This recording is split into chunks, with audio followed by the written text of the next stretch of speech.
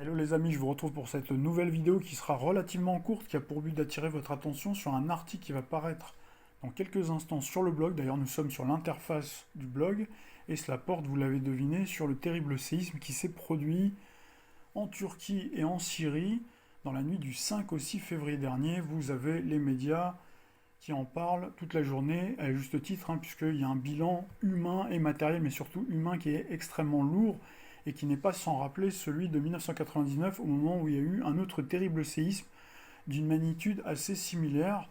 Et donc c'est la raison pour laquelle je dresse un parallèle entre ces deux années-là, et je mets en évidence les correspondances sur le plan astrologique. Donc la première qui saute aux yeux, c'est bien sûr le cycle Saturne-Uranus dont on a tant parlé, avec en 1999 Saturne en taureau et Uranus en verseau, et en 2023 on a ce cycle inversé, Saturne en verseau et Uranus en taureau. Saturne symbolise les structures de la couche terrestre et Uranus, on peut dire que c'est les fractures sismiques. C'est une planète de fulgurance qui peut, dans un contexte de tremblement de terre, peut être assimilée aux fractures sismiques et aux différentes déflagrations qui peuvent survenir. La nuit du 5 au 6 février, nous avions un soleil dans le signe du Verseau, et donc nous avons Saturne qui finit sa course, vous le voyez pas à l'écran, mais vous pourrez le retrouver en carte du ciel, en carte événementielle, sur le blog au sein de l'article. Donc on a Saturne qui finit sa course ici, on a le soleil ici, Uranus là, donc ces deux-là se battent, on va dire, dans le ciel et attaquent. Donc le thème Scorpion, du 29 octobre 1923 à 20h30 à Ankara. Donc c'est le thème de la Turquie que j'ai retrouvé sur le site AstroThème. Donc c'est un thème Scorpion avec une fragilité qu'on retrouve ici avec Neptune dans le signe du Lion. Neptune, qui est le maître du Poisson, on retrouve Uranus valorisé, la planète des déflagrations. Donc ça veut dire que, on va dire, l'ADN du thème astral de la Turquie est marqué par Uranus. Uranus très fort, et également Pluton. Pluton, maître du Scorpion. Pluton, qui est la planète de la destruction, en plus en mouvement de rétrogradation. Vous le voyez ici, il y a deux mouvements de rétrogradation. Et nous avons bien sûr la Lune également qui encadre la cuspide de l'ascendant. Et donc forcément ce cycle attaque cette zone-là et vient activer également cette fragilité topographique céleste. Et donc on retrouvait d'ailleurs une Lune qui séjournait dans le signe du Lion. Je vous montre très rapidement sur la carte du ciel. Voilà, donc nous avions la Lune, vous le voyez ici, je mets la flèche qui était dans le signe du Lion. Donc on retrouvait bien les signes fixes qui étaient engagés. Et vous retrouverez le reste de l'explication sur le blog. Il y a un autre sujet sur lequel je voulais attirer votre attention, donc il ne sera pas du tout traité en revanche sur le blog, mais qu'on va traiter ici de façon, en tout cas à mon niveau, très sommaire, mais je vais vous diffuser dans quelques instants une vidéo qui concerne l'ingénierie, qui est capable de créer de façon artificielle des séismes. Donc il faut savoir que sur la toile, ça fait grand bruit, et il y a pas mal d'articles qui viennent débunker cette thèse entre guillemets complotiste. Des articles de débunkage, de fact-checking, vous en retrouverez comme ça à l'appel. Non, le séisme en Turquie et en Syrie n'a pas été provoqué par un pseudo-programme militaire américain. Donc j'aime bien le mot pseudo. Donc bon, ça fait sourire. Quand on voit comme ça plein d'articles qui viennent débunker, forcément ça alimente les thèses, on va dire, complotistes. Alors il faut savoir que ça existe, et vous allez voir la petite vidéo dans quelques instants, tout en sachant que c'est toujours difficile de faire la part des choses entre ce qui est naturel et ce qui est artificiel, puisqu'on peut très bien créer à partir de quelque chose qui est naturel, c'est-à-dire on a bien une zone sismique où il y a des tremblements de terre depuis la nuit des temps, et il y en a chaque année, il y en a de différentes magnitudes, mais vous pouvez très bien avoir une activation avec le système en question, donc avec de l'ingénierie. Et quand on parle d'ingénierie, on retrouve encore une fois Uranus. C'est exactement la même planète. Donc Uranus, c'est la même pour les déflagrations, pour les fulgurances sismiques qui créent en fait des tremblements de terre, et pour l'ingénierie, que ce soit climatique, que ce soit biologique, ou que ce soit ici des frappes sismiques. Ce qui explique ces thèses conspirationnistes, c'est le contexte géopolitique du moment, avec cette guerre en Ukraine, avec la Turquie qui a un rôle médiateur, voire parfois ambigu, donc qui est obligé de ménager le géant russe, et qui est obligé également de collaborer avec l'Ukraine, puisque l'Ukraine lui fournit 50% de ses céréales, et vous avez la Russie qui par ailleurs lui fournit aussi une grande partie de son gaz. Donc il faut ménager la chèvre et le chou. Donc forcément, c'est une position de par la position géographique, un carrefour. Quand vous prenez la Turquie, la carte de la Turquie, ben vous voyez bien que c'est, depuis la nuit des temps, hein, c'est une position carrefour, une position géostratégique très importante, donc qui forcément, quand on a une période comme ça de tension, de guerre, eh ben, vous avez les deux camps qui essaient de tirer la couverture à soi, quoi. Donc vous avez eu Erdogan et toute la diplomatie turque, hein, qui a forcément au début joué la partition, on va dire, de la conciliation, tout en condamnant donc l'invasion russe. Donc voilà, c'est un numéro d'équilibriste qui est assez compliqué. Et là, il y a eu récemment la Russie qui a demandé, qui a exigé le rapprochement entre la Turquie et également la Syrie. Vous voyez, comme par hasard. Donc ça s'est fait fin décembre. Le difficile rapprochement entre ces deux pays-là.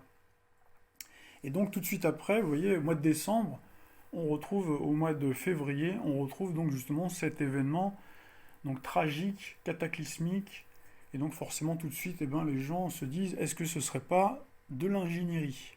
Sur le plan astrologique, il est aussi difficile de trancher, de savoir est-ce que c'est naturel ou est-ce que c'est artificiel, ou est-ce que c'est les deux en même temps, ce qui est tout à fait possible puisque le Verseau, gouverné par Uranus, est capable de produire du en même temps. Vous voyez, c'est-à-dire que Uranus, on l'a déjà vu dans une capsule consacrée à l'intelligence avec Mercure, l'intelligence humaine qui est déjà capable de procéder à plusieurs opérations en même temps.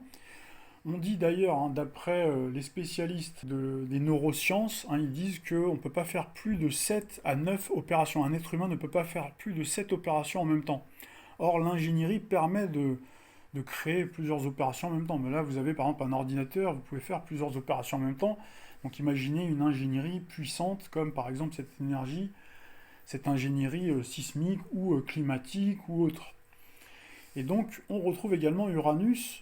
Donc cette fois-ci, par contre, dans le signe du Taureau, dans notre année 2023, et Uranus en Taureau n'est pas à son aise dans le signe du Taureau, c'est-à-dire qu'elle est capable, dans le signe de la nature, de créer, de faire passer ce qui est naturel habituellement pour quelque chose d'artificiel, ou de créer ce climat, cette combinaison, on va dire, ce fameux en même temps, cette simultanéité entre l'artificiel, où on utilise du naturel pour créer quelque chose d'artificiel, pour augmenter peut-être l'impact, ou vous voyez, utiliser les failles sismiques existantes pour creuser, on va dire, l'abcès et créer quelque chose en temps voulu, donc de manière munitée. C'est tout à fait possible. D'après les informations dont je dispose, donc il pourrait avoir l'existence d'un générateur magnéto-hydrodynamique, c'est-à-dire à impulsion MHD, qui permet de générer des tremblements de terre artificiellement à 150 km du lieu de son utilisation. Cette arme a été achetée par les militaires américains après la guerre froide et personne ne sait où elle se trouve. J'ai failli oublier de vous parler du contexte géopolitique durant lequel est survenu donc ce tremblement de terre également en 1999, où le contexte était extrêmement tendu, puisque nous avions la guerre au Kosovo avec des frappes militaires des forces de l'OTAN. Donc le Kosovo donc, est un voisin de la Turquie, et la Turquie était solidaire et ils ont accueilli des réfugiés kosovars. La question qu'on peut se poser, c'est est-ce que cette technologie avait déjà été utilisée en 1999, sachant que nous avions Uranus et Neptune ensemble dans le signe du Verseau. Uranus dans son domicile, donc on avait ce cycle Uranus-Neptune. Donc vous savez qu'Uranus et le Verseau sont le signe de l'artifice, et nous avions d'ailleurs, vous voyez, Jupiter et Saturne dans le signe du Taureau, donc le signe de la nature. Donc c'est tout à fait possible. Pour vous permettre d'affiner encore votre opinion, je vais vous rajouter dans la partie description un tableau de données qui répertorie tous les séismes, en tout cas les plus importants, qui se sont produits ces 70 dernières années en Turquie. Donc là, vous avez la région ici, les dates, la région.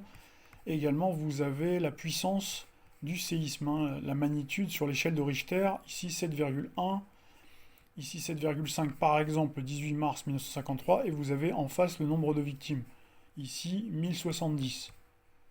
Et donc vous apercevez à chaque fois que ça ne dépasse pas les 2000, ici on a quand même 5000, vous voyez, à partir de 1976, donc on a en 1975 2300 victimes, 2311 victimes, en 1976 5000 victimes, 1983, 1342, et à partir de 1999, ça bondit.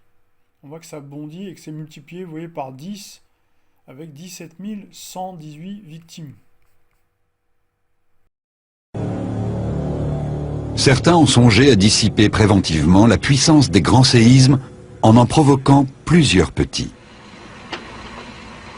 Et cette idée s'est concrétisée. Une machine a été construite dans ce but. Elle est née dans le cerveau des ingénieurs de l'ex-Union soviétique en pleine guerre froide.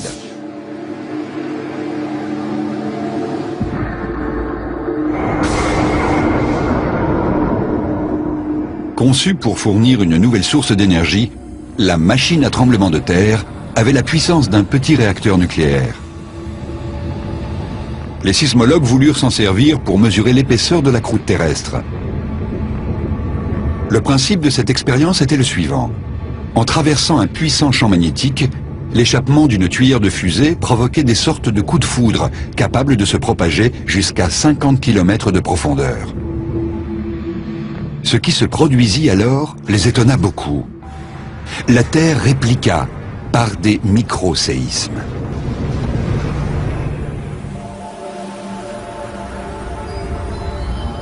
De là à imaginer qu'en soulageant la pression accumulée sous la croûte terrestre, on pourrait éviter un grand séisme comme celui qui menace Istanbul, il n'y a qu'un pas qu'il ne faudrait pas franchir à la légère. Car si une telle machine était positionnée sur une faille tectonique, nul ne sait ce qui pourrait advenir. Peut-être une incontrôlable réaction en chaîne de tremblements de terre et de tsunamis dans le monde entier.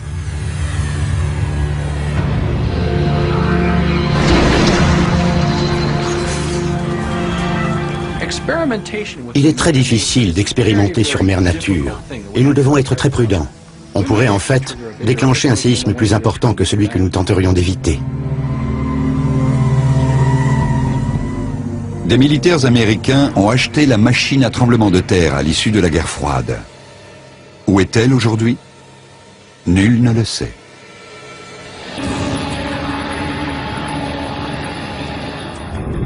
Mais cet invraisemblable engin n'est pas notre unique espoir, ou notre seul cauchemar.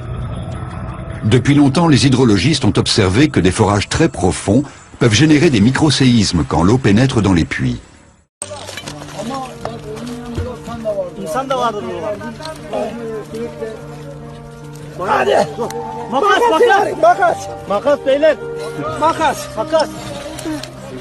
Aslanım benim.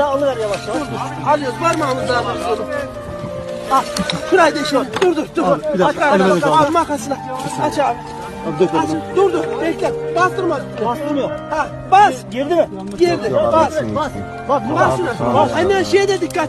Bayılacağınız. Bas. Hadi. Bismillah. Al. Hadi geliyor. Dur oğlum yavaş. Dur. Yavaş. Dur. Altını al keserle. Başkan tut şunu. Ayağın altını keserle çek. Keserle. Altını boşaltalım abi, rahatlatalım altını.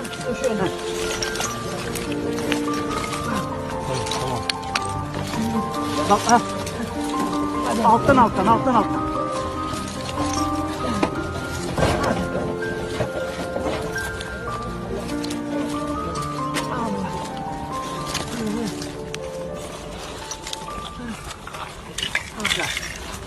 Bir tane burada cam var. Ama cam mı? Masa bulmuş. Şöyle deşelim. Al şunu çek. Şuraya.